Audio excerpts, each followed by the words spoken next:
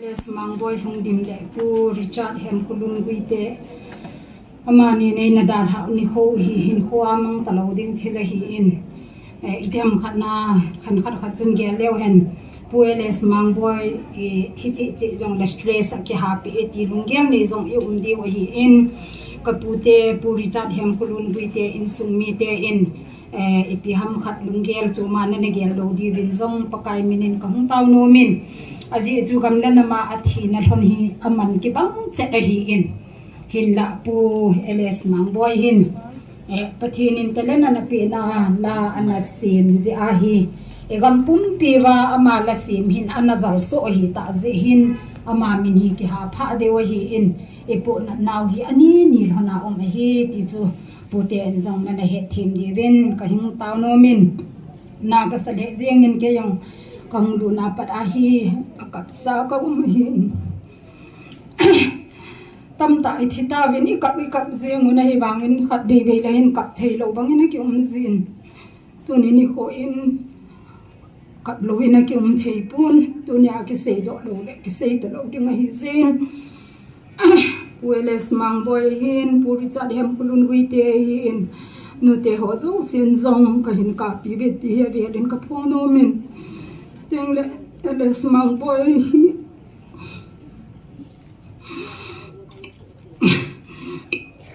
patien hin kho hi patien na hi lo le tu ni kho hin ma ni thi pon ti ka ti no min azi cho ki phal mong pon na dang ho ki phalati na hi lo bin san khuai tau pi vai ka pi win ai wangin patien hi lo pi in kho hi wa hi pon ma hi mong hi ti tu ni na ki mu chen hin kho ni pa patien hi za na zo episode na hin hi le chun tu ni kho a ka sei nu ma chun ka sei nu pen cho ji nu na hin sein ls Mangboi hin ala bol go hilowa ato azma to do pa hilo pi ka sama ma zengin ai wangin ke chu kalung thima chun kalunga hangin aji chu biham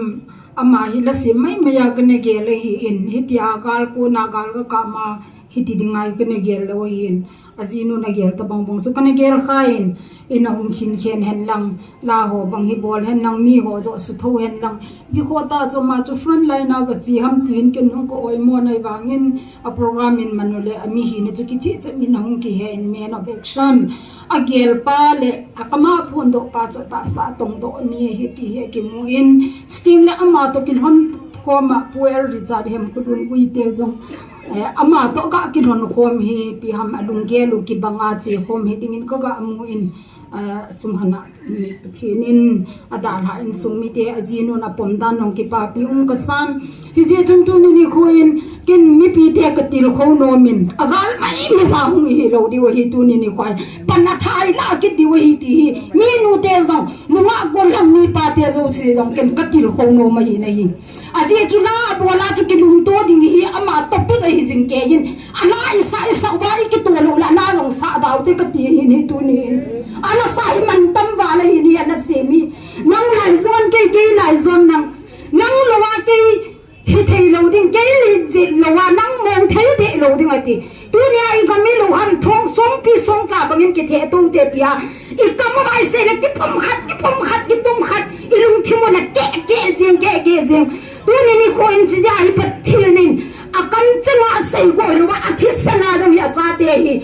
ikit lung to diu hi alonga hi aman ko hi ti tu ni ka sei do no mi na hi Cookie Women Organization for Human Rights Platform akonin ala sem lo pi ta tu ni join artist ni sawa ikamu ai sa pa tu hi ta lo ding aman jong akama asema akisa athipia athisana hin na pi bangin tu ni kon asa hon jong ata pa tu sau te ka ti hi na hi amam ta lo pa ni na hu thi ta lo ding hi ala hi thi sa kin na diu pa chu ikelum to lo wa la ama thi sa na la jong I thi sa kin diu hi ti tu ya ka sei do no ma hi ni hi je jun lum se tain ala ka ngai no me ala sim ho hi adi ala bo ho hi ata hi ti ai ipon vai la tu ni khoin ni te jong da nai to ni le pi du nga anung ki le ding bo wai to ham na ke nga ka sa hi tu ni khoin da nai to se la nai la wa I to wa ki chai nai lo le pung ni chan to de ki ti jong le lam le na khu mi hung cho ni khan ni jong wa ka in pui go le dal nai to chu ka vet le pha na kan pui ta lovin mun so ma ka ki mo pi hi ni dal na to di ngai chi la ki chai to ka to di I to lo di le che lo jeng di I relax wa to chu na I ka lu la lam kim jong ki phanai lo dal na to te jong amin mai me to nai ke ka cha ya ni ngai to wa chom khat present ni bola hu nu vet ti na jong ki lom lo iki Vailhun na mong jong ta pa ki lung na lo wa lam pia ba sam ding en changai mu tunin pueles Mangboi la bol pain ki pum khat ding le ajo chana panga sum pi sum cha ki the to ding ati pa chu isa mong ba ingai no mong ba atha ben tunin ama in ai hin na ge ya pe ni ko hin am la bol pang banga hing ding in so pi ule now aja pha chau se mundang kandang am zo se eles Mangboi la bol ka ngai no mi ati eti zo se ama bol tabang banga athi ni kwai pan la dingin pan tha la ute ti a ka ahoulim nom ji a ka hung din do ai in ka zana sang pen pu eles Mangboi hungdim puri chat Hemkholun kuite thamunga achol do na thonding kanung wa ka taw na to in sungmi te zo se in zong hitabanga nampi go dinga nampi kitundo na dinga ipeu Mangboi